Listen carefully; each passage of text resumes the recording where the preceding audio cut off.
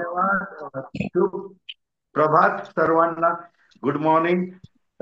पुन्हा एकदा आपल्याला ह्या ठिकाणी ख्रिस्तामध्ये एकत्र होता आलं आहे, म्हणून परमेश्वराची स्तुती असो, धन्यवाद असो.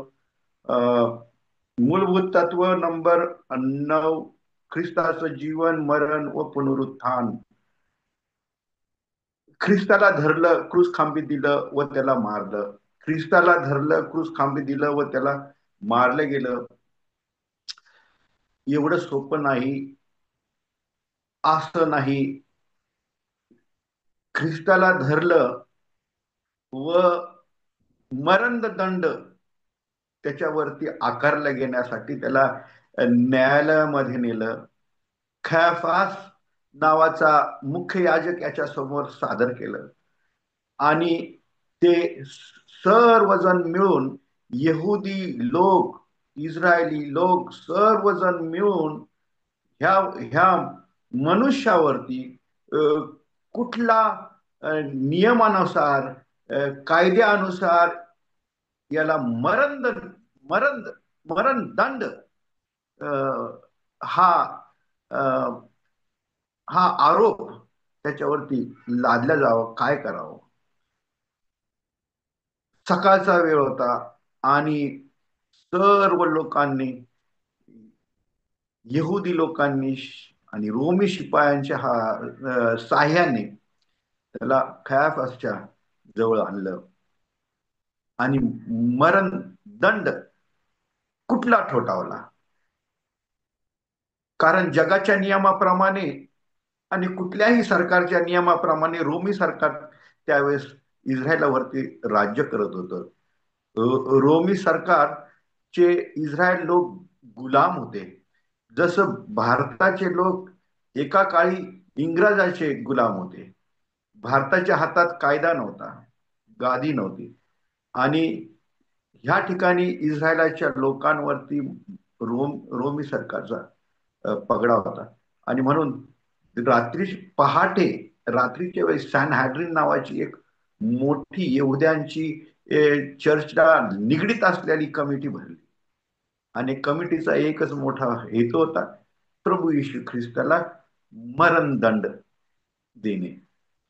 तर ज्यावेळेस त्यांना तिथं आणलं, तर प्रश्न असा आपल्या समोर उभा आहे की कुठला मरणदंड, कुठला नियमानुसार त्याला, कुठल्या कायद्यानुसार त्याला दंडित केलं गेलं, कुठला कलम लावला.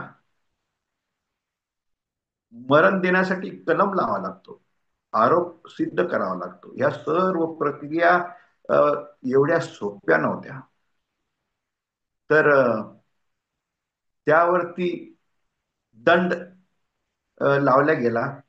त्या पहाटेच्या सकाळी, त्या अंधारात. अशी सभा कधीही होत नाही, पण तातडीने त्यांनी अशाच वेळी, याच्याही अगोदर त्यांनी ती सभा अंधारातच घेतली आणि त्याच्यावरती दंड जो आकारला गेला तो इम्पोस्टर, फसवा, प्रभू येशू ख्रिस्ताला फसवा. म्हणजे हा लोकांना फसवतो आणि लोकांना म्हणतो की मी देवाचा पुत्र आहे. हा दंड आकारला गेला. प्रभू येशू ख्रिस्त हा इम्पोस्टर किंवा बहुरूपी फसवा, किंवा खरोखर तो परमेश्वराचा पुत्र होता का?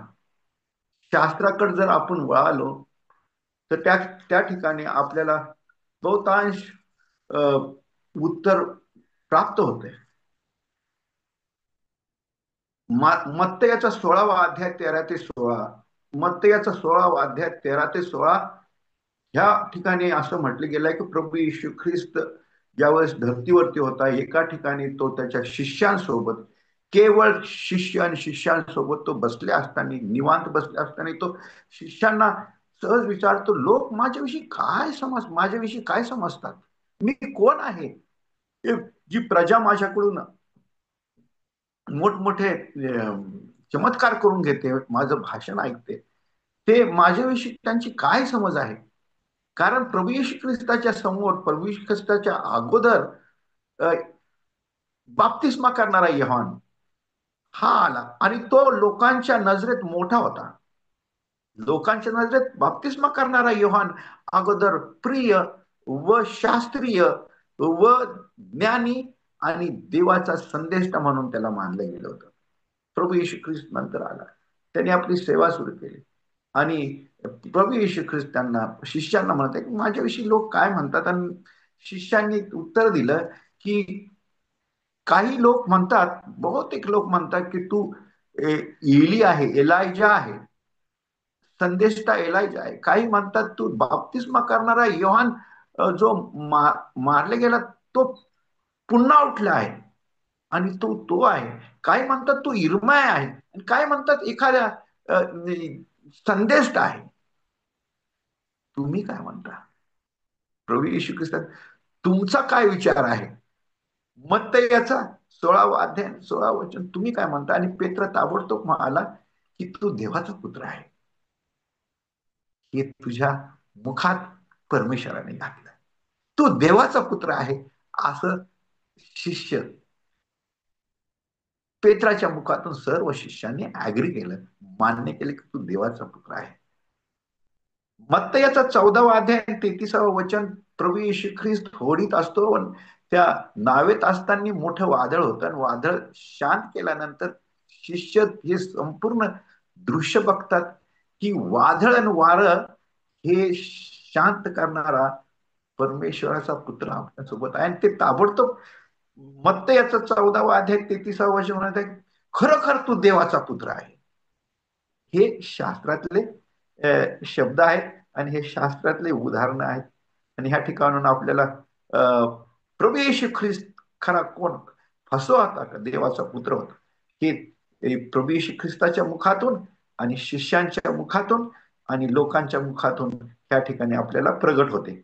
मत्ती याचा 27वा अध्याय, मत्ती याचा 27वा अध्यायामध्ये देखील ह्या ठिकाणी निसर्ग दर्शवतं. निसर्ग दर्शवतं की प्रभू येशू ख्रिस्त हा देवाचा पुत्र होता. इंग्लिशमध्ये असं म्हटलंय की now from the 6th hour to the 9th, प्रभू येशू ख्रिस्त क्रूस खांबावरती टांगला गेला त्यावेळेस अंतिम समय ज्यावेळेस वेळ होती, सहावा सहावा तास, 6व्या तासापासून 9व्या तासापर्यंत अंधार पडला. बघा अचानक 6वा तास म्हणजे दुपारचे 3, आणि इस्रायलमध्ये त्यावेळेस दुपारच्या 12ला नाही पण 3ला सूर्य त्यांच्या डोक्यावरती असे. आजही 3 वाजता त्यावेळेस मध्य दुपार, आणि त्या समयी ज्यावेळेस मोठा सूर्य होता, तेज होत, प्रकाश होता, अंधार पडला म्हणजे 6व्या तास म्हणजे 3 वाजता, 6वा तास म्हणजे 3 वाजता, 3 वाजता अंधार पड, 3 ते 9व्या तासापर्यंत अंधार पडला. आणि 9व्या तासाला प्रभू येशू ख्रिस्त जोरात ओरडून म्हणाला, एली एली लमा सबास्तनी, हे माझ्या देवा माझा त्याग का केला. व त्याने आपला प्राण सोडला. प्राण सोडण्यापूर्वी तिथले असणारे लोक म्हणाले की हा एलीला बोलवतोय.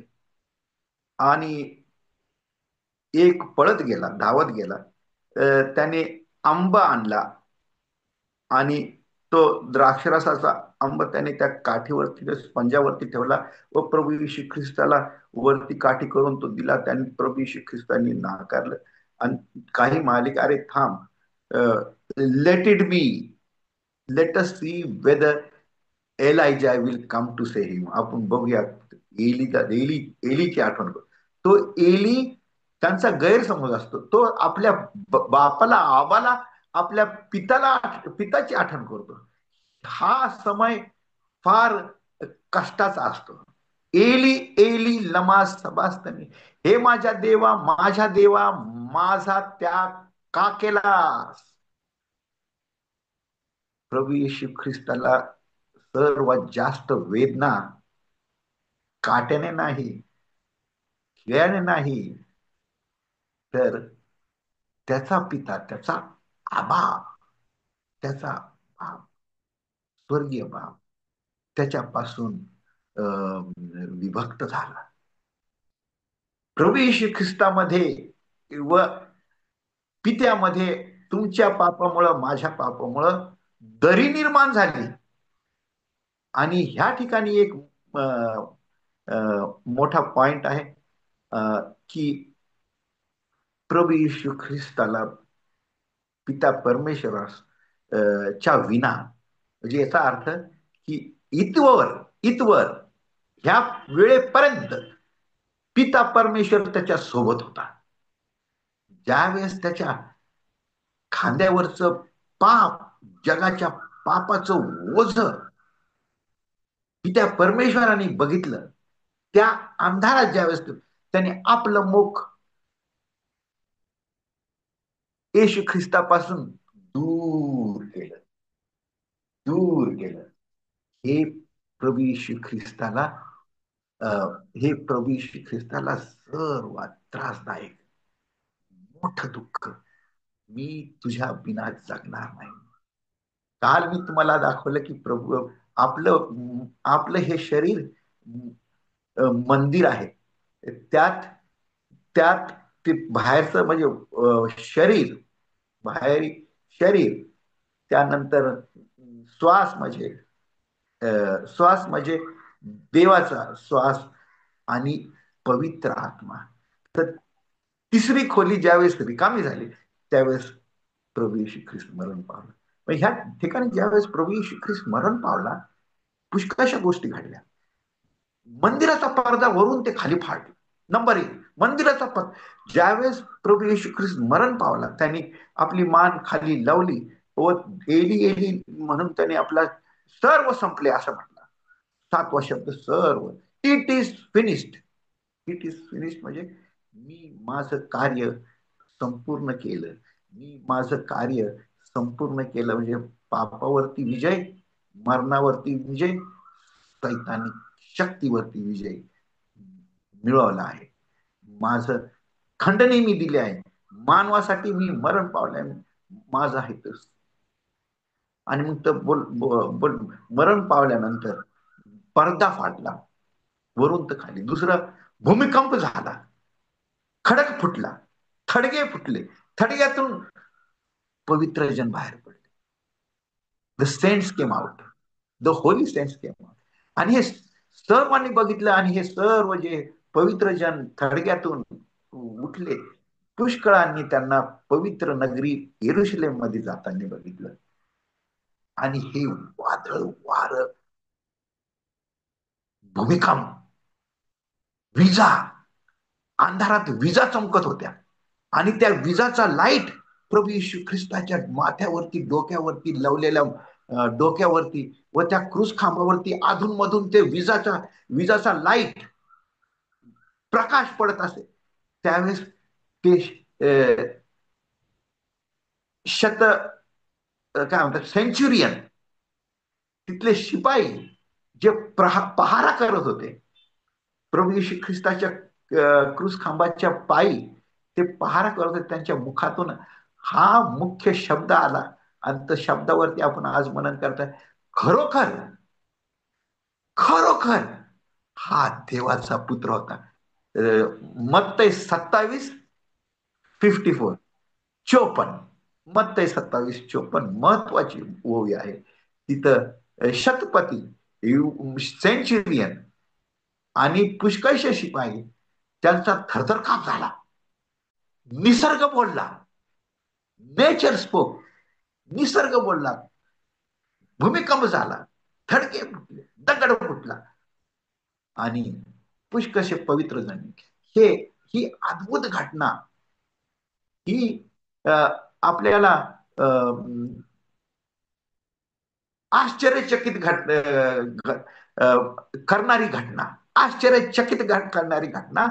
त्या शतपतीला व जेवढे सैन्य होते त्या ठिकाणी तिथं पहारा करत होते, मोठे बलवान होते, शक्तिशाली होते, उंच होते, भाले तलवारी हाती होते. ते त्याच्याकडे असे बघू लागले आणि विजा आधीमध्ये चमकू लागला. अरे, हा खरोखर देवाचा पुत्र होता. प्रभू येशू ख्रिस्त कोण होता? फसवा होता? निसर्गाने हे प्रचलित करून दिलेला आहे. तो परमेश्वराचा पुत्र होता. लूक याचा 19वा अध्याय 40व्या वचनामध्ये, लूक 19:40 मध्ये अशी नोंद आहे की ज्यावेळेस प्रभू येशू ख्रिस्ताची मिरवणूक निघाली, प्रभू येशू ख्रिस्त गाढावरती बसला होता. प्रभू येशू ख्रिस्तला गाढावरती बसून त्यांनी दिंड काढली आणि लोकांनी आपले वस्त्र काढून त्या गाढवाच्या पायाखाली ठेवले आणि त्याचं वंदन करू लागले.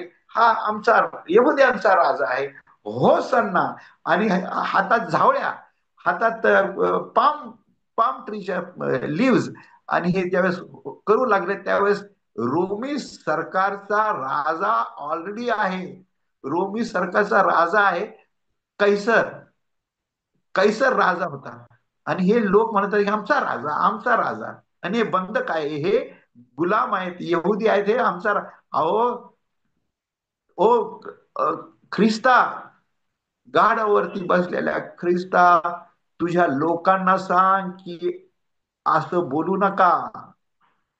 ख्रिस्ताने उत्तर दिलं, त्यांना जर थांबवलं तर दगड बोलतील. आणि दगड बोलले, भूमिकंप झाला, दगड फुटला. तुम्ही आणि आम्ही जर कबूल केलं, बदललं, कबूल करणं मान्य, प्रभू येशू ख्रिस्त हा देवाचा पुत्र आहे, हे मान्य, ही घोषणा तुम्ही आणि मी केली नाही, सेवंथ ऍडव्हेंटिस्ट मंडळींनी केली नाही, तर दगड बोलतील, अपमानित व्हाल तुम्ही आणि मी. आणि ही क्रूस खांबावरची जी भूमिका आहे, हे सर्व बघून निराळे लोक, रोमी लोक, ख्रिस्ती नाही, परके यहुद्यांवरती राज्य करत होते. हिंदू म्हणा, काय म्हणा, परके, जे त्यांना येशू ख्रिस्त माहित नव्हतं, शास्त्र माहित नव्हतं, ते थरथर कापत म्हणाले, खरोखर हा देवाचा पुत्र होता. प्रभू येशू ख्रिस्त देवाचा पुत्र होता, याची संपूर्ण माहिती प्रत्येक ठिकाणी दिलेली आहे. आणि त्याला त्यांनी दंडनीय त्याच्यावरती कारवाई केली. आणि जो आरोप त्याच्यावरती लादला गेला की हा फसवा आहे, हा आमचा धर्म भ्रष्ट करायला आला आहे, हा म्हणतो की हे मंदिर तुम्ही पाडा आणि मी तिसऱ्या दिवशी 3 दिवसात हे उभं करेल. तो आपल्या शरीराच्या मंदिराबद्दल बोलत होता. आणि त्याला ते फसवा.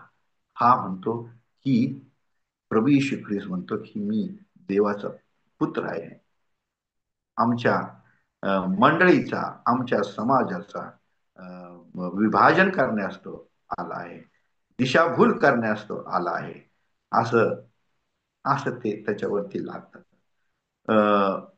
मत्त याचा 3रा अध्याय आणि 14 ते 17 महत्वाची ओवी आहे.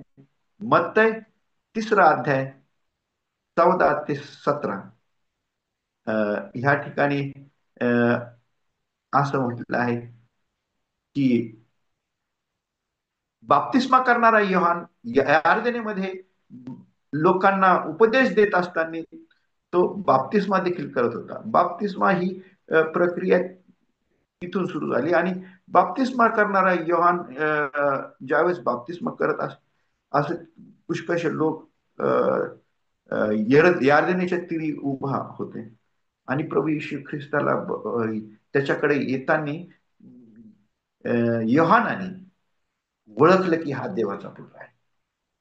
आणि तो योहान याचा 1 अध्याय 29 वचनामध्ये तो म्हणत आहे की पहा, जगाचे पाप हरण करणारा देवाचा कोपरा.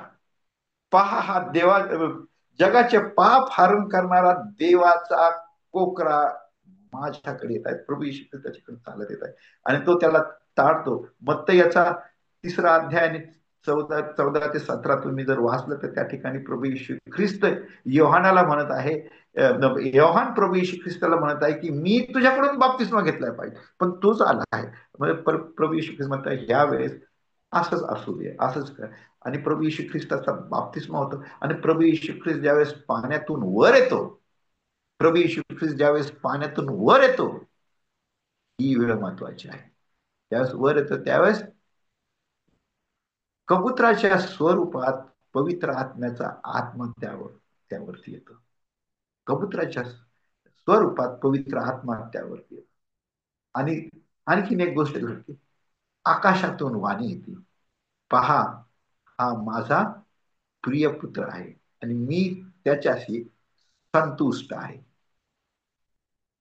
आकाशातून वाणी, पित्या परमेश्वराची वाणी. तीन गोष्टी ज्यावेळेस तुमच्या साऊथ महाराष्ट्र सेक्शनच्या चर्चमध्ये, एखाद्या मोठ्या चर्चमध्ये, तुमच्या मंडळीमध्ये ज्यावेळेस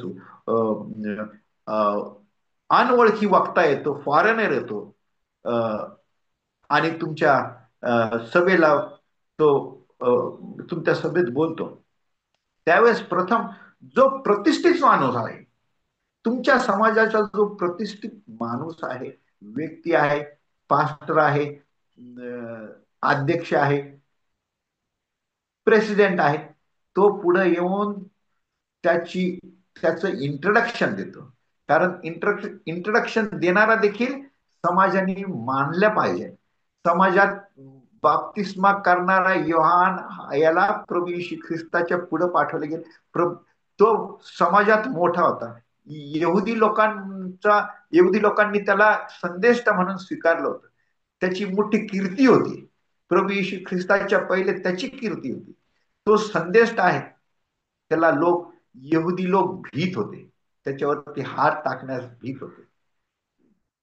असा मोठा उंच व्यक्ती यहुद्यांच्या वंशातला असणार, यहुदी समाजातला असताना तो जोरात ओढून मला मानवाच्या तो, पहा हा जगाचे पाप हरण करणारा खोकरा, देवाचा पुत्र. पहिलं इंट्रोडक्शन मानवाने केलं. यार्देन ती पहिलं वाक्य, तिथं प्रभू येशू ख्रिस्ताचं इंट्रोडक्शन झालं. तिथं प्रभू येशू ख्रिस्ताचे जे कार्य आहे तिथून सुरू झालं. प्रभू येशू ख्रिस्ताचा बाप्तिस्मा, त्यानंतर 3-3.5 वर्ष त्यांनी मोठं कार्य केलं. 30 वर्षाचं झालं असताना बाप्तिस्मा, 30 वर्षाचं झालं असताना त्यांनी कार्यामध्ये, सर्व्हिसमध्ये, सेवेमध्ये त्यांनी पाऊल टाकलं आणि आशीर्वादाने पाऊल टाकलं.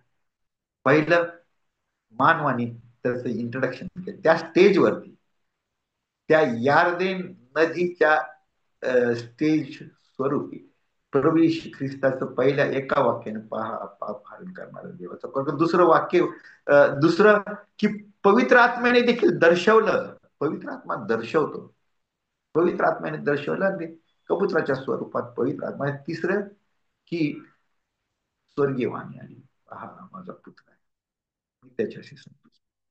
पुत्र आहे, वरून वाणी आली. प्रभू येशू ख्रिस्त फसवा नव्हता. प्रभू येशू ख्रिस्त फसवा होता का? नाही.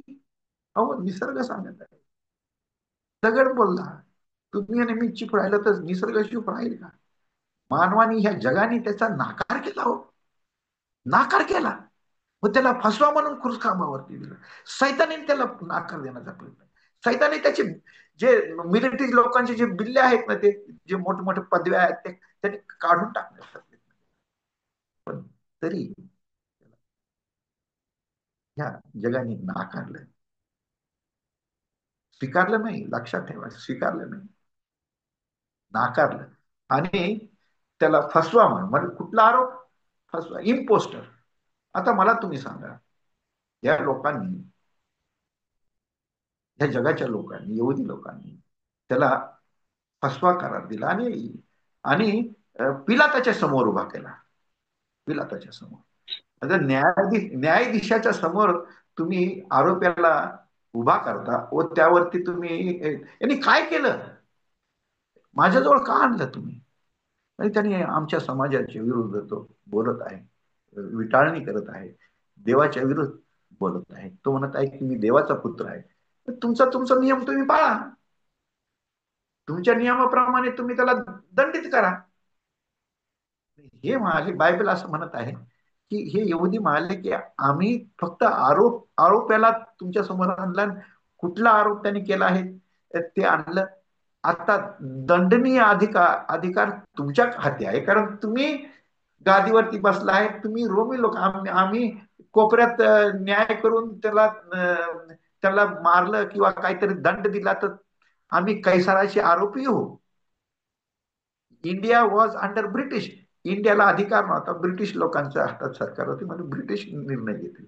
त्यांचा न्यायाधीश निर्णय घेईल, कारण त्यांचा रूल होता. तर त्यावेळेस ते म्हणाले की पिलाता आम्ही असं करू शकत नाही. बरं ठीक आहे, तुम्ही न्यायालयामध्ये आलात तर योग्य आला. तुम्ही न्यायाधीशाला सांगा याला मरणदंड द्या, सुरुवातीपासून तर शेवटपर्यंत त्याला मरणासाठीच आणलं. तो न्यायाधीश पिलात हा चतुर होता. पहिलं म्हटलं की तुमचं तुम्ही बघा, हे आमचं नाही कार्य, तुमचं चर्च आहे, तुमची मंडळी आहे, आणि तुमचे जे बायबलचे आहेत ते टोरा आहे, 5 पुस्तक, त्याच्याप्रमाणे तुम्ही त्याला दंडित करा. अहो आम्ही दंड देऊ शकत नाही असे हे लोक म्हणाले. मग त्यानंतर ते म्हणाले बरं काय यांनी काय गुन्हा केला. मग गुन्हा केला तर ते म्हणाले की यांनी तो म्हणत आहे की मी परमेश्वराचा पुत्र आहे. तर म्हणाला ठीक आहे, मी त्याला फटके देतो, 30 फटके देऊन सोडून देतो त्याला. आता ह्या योजना आहेत. पिलात त्याला सोडण्याचा प्रयत्न करत आहे. प्रभू येशू ख्रिस्त, कुठलाही न्यायाधीश जगाचा असू दे, कुठलाही ज्ञानी न्यायाधीश त्याला आरोपी आणि आरोप लादणारा जो कोणी दोन्ही पक्ष आले, त्या सुरुवातीपासून त्या न्यायाधीशाला माहित असं ठग कोण आहे, मिस्टेक करणारा कोण आहे, कोण आरोपी आहे हे त्याला सुरुवातीपासून. पण त्यांना ते सिद्ध करावं लागतं, म्हणून प्रूफ हे ते प्रत्येक त्यांना शेवटी तो आरोप सिद्ध कर. म्हणून प्रभू येशू ख्रिस्ताला धरलं, मारलं, क्रूस खांबी दिलं आणि मारलं. एवढं सोपं नव्हतं, फार त्रास झाला त्यांना त्या रात्री. त्याला यांना कसं त्याच्यावरती दंडनीय किंवा मरणाचा दंड त्याच्यावरती लाधावं, ह्या यहुदी लोकांना त्रासदायक गेलं. आणि हा पिलात म्हणत आहे की मी त्याला काय मोठा गुन्हा केला नाही, फटके देतो सोडून देतो. नाही, क्रूस खांबी द्या, क्रूस खांबी. त्याने गुन्हा केला नाही हो. हा क्रूस खांबी मरणाचा दंड म्हणजे मोठा दंड आहे, त्यासाठी काही गुन्हे आहेत, त्याच्याप्रमाणे याला तो त्या आकारात त्या प्रक्रियामध्ये तो बसत नाही. तर ते मालिके त्याला मरणाचा दंड द्या. नंतर पिलाताच्या डोक्यात दुसरं आलं. पिलात म्हणाला की अरे यांचा वलांडनाचा सण आहे आणि तो तिथं बराब्बास बसलाय. बराब्बास तुरुंगात आहे, जेलमध्ये आहे, आणि त्या बराब्बासला नाही, बराब्बासला ह्या ह्या त्या गुंड माणसाला, आरोपी माणसाला, खुनी माणूस, समाजाला पिडणारा माणूस त्याला उभं करूया आणि येशू ख्रिस्ताला उभं करूया. तर दोघांना उभं कर. हे लोक, यहुदी लोक म्हणतात की आम्हाला बराब्बास द्या, त्याला मारा. प्रभू येशू ख्रिस्ताचं काय करू, त्याला मारा, त्याला क्रूस खांबी द्या. प्रभू येशू ख्रिस्ताला पिलात विचारतो, तो न्यायाधीश विचारतो, रोमी अधिकारी, मोठा अधिकारी त्याला विचारतो, मी पुष्कळशे आरोपी इथं येताना बघितले, आणि ज्यावेळेस त्यांच्यावरती आरोप लादल्या जातात तो आरोपी त्या ठिकाणी नाकारतो आणि जोरजोरात म्हणतो की मी नाही केलं, मी नाही केलं. तू एवढा शांत का? लोक तुझ्यावरती किती आरोप टाकत आहे, लादत आहेत, तू खरोखर गुन्हा केला आहे का? आणि तो शांत होता. पवित्र शास्त्र मत्तयाचा 27 अध्याय यामध्ये म्हणत आहे की त्याच्या शांततेकडे बघून तो न्यायाधीश पिलात हा, ही वॉज अमेज्ड, ही मार्वल्ड, चकित झाला. कारण तो एकही गोष्ट, प्रभू येशू ख्रिस्ताला सर्व माहिती. अर्धनग्न त्याला लोकांसमोर उभा केलं, डोक्यावरती काट्याचा मुकुट लावून त्याला उभं केलं. त्याच्या विरुद्ध एक नाही, सर्व लोक मरणदंड द्या, मरणदंड द्या. आणि तो त्यांच्याकडे बघतो, त्याची सुटका करण्यास तो एकही शब्द, खरोखर तू यहुद्यांचा राजा आहे का?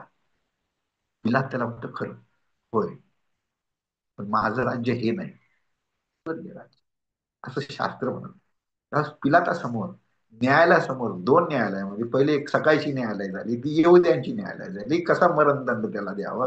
मग त्यानंतर पिलातासमोर आणतात, पण पिलातासमोर देखील ते पुष्कशे पिलात म्हणत आहे की अहो त्यांनी काहीच केलं नाही, हो त्याला.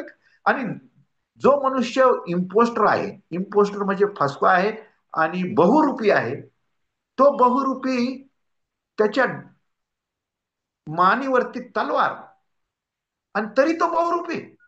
ते एक तर तो वेडा असेल किंवा खरोखर तो देवाचा पुत्र असेल. प्रभू येशू ख्रिस्त वेडा नाही. ज्यावेळेस तुम्ही रूपीचं ढोंग करता की मी इन्स्पेक्टर आहे, मी इन्स्पेक्टर, मी अमुक आहे, मी राजा आहे, मी राजा आहे, तर लोक त्याच्याकडे वेळ म्हणजे हा वेळ आहे. पण तुमच्यावरती आता तुम्हाला न्यायालयामध्ये आणलंय आणि तुम्हाला मारणार आहेत, आणि तरी तुम्ही वेड्यापणाने तुम्ही म्हणता की मी मी देवाचा पुत्र आहे. असं होत नाही. मरणदंड तुमच्यावरती आखल्या जात आहे. त्यावेळेस अहो मी नाही नाही नाही मी मी देवाचा पुत्र नाही, मला चूक झाली. पण प्रभू येशू ख्रिस्त शेवटपर्यंत देवाचा पुत्र. हे हे हे पिलाताचं न्यायालय. आणि त्या पिलाताच्या न्यायालयाने शेवटी प्रभू येशू ख्रिस्ताला त्यांच्या हाती दिलं, येहुद्यांच्या हाती दिलं.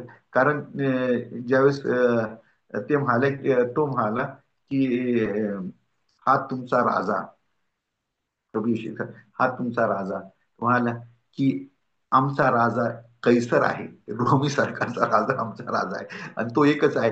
आणि जो ह्या जो ह्या व्यक्तीला सोडेल तो कैसराचा वैरी आहे, हे पिलाताच्या डोक्यात गेलं आणि त्याचा थरथर कापला. जो ह्या व्यक्तीला येशू ख्रिस्ताला सोडेल, वाचवेल, तो कैसराचा मित्र नाही. हे वाक्य ज्यावेळेस बोललो तो म्हणाला की यार, हे मी तुमच्या हाती देतो, तुम्हाला काय करायचं त्याला दंड द्या. आणि त्याच्या हाती दिले, शिपाई दिले, शतपथ दिले, कबर दिली, तुम्हाला काय करायचं करा. आणि हे लोक रोमी सरकारचं मदत घेऊन प्रभू येशू ख्रिस्ताला वधस्तंभी देतात. प्रभू येशू ख्रिस्ताचं मरण नववा मूलभूत व्हॅल्यू, तत्व, की प्रभू येशू ख्रिस्ताचं जीवन, प्रभू येशू ख्रिस्ताचं मरण व प्रभू येशू ख्रिस्ताचं पुनरुत्थान. तर ह्या ठिकाणी असं म्हणून न्यायालय, आरोप लक्षात ठेवा, फसवा म्हणून त्याला आरोप, त्यानंतर मग दंड निघाला. त्या फसवाला मरणदंड नव्हता. फसवा तो फसवत त्यासाठी दुसरा कुठला तरी दंड, पण त्याला येहुदी लोकांनी क्रूस खांबली देऊन टाकली. ह्या जगाने त्याचा नाकार केला, नाकारलं. तो मेल्यानंतर तिसऱ्या दिवशी तो उठला, हे आपल्याला सर्वांना माहिती आहे. त्यानंतर मोठी प्रक्रिया, मोठा वाला व आजवर बाप्तिस्मे होत आहेत आणि प्रभू येशू ख्रिस्ताचा स्वीकार होत आहे. आज गुड न्यूज, शुभवार्ता ही आहे की सेव्हन्थ ऍडव्हेंटिस्ट मंडळी, प्रभू येशू ख्रिस्त केवळ सेव्हन्थ ऍडव्हेंटिस्ट मंडळी, संपूर्ण ख्रिश्चन मंडळी जगात प्रभू येशू ख्रिस्ताचा उपदेश देत आहे. देवाचा पुत्र आहे, तारणारा देखील आहे, आणि तो त्याचं येणं नजीक आहे. हा संदेश सर्वत्र जात आहे. आणि आपणास देव करो आशीर्वाद प्राप्त हो. धन्यवाद.